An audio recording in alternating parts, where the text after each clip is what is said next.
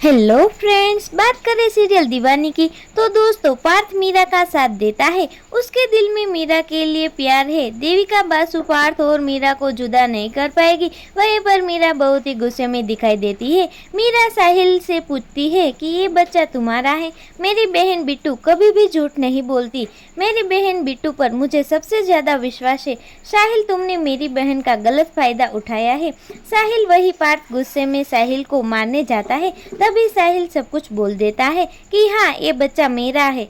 तो तब पार्थ ये बोलता है कि जब ये बच्चा साहिल का है तो अब शादी भी बिट्टू से साहिल ही करेगा। और सब घर वाले हैरान परेशान हो जाते हैं। और पार्थ की माँ बोलती है कि एक बहन कम थी तो अब दूसरी भी आ गई, ये शादी नहीं होगी। क्या पार्थ की माँ बिट्टू और साहिल की शादी होने देगी? तो दोस्तों, आपको क्या कुछ लगता है? जानने के लिए जुड़े रहे हमारे साथ, हमारे चैनल माय टॉपिक के साथ।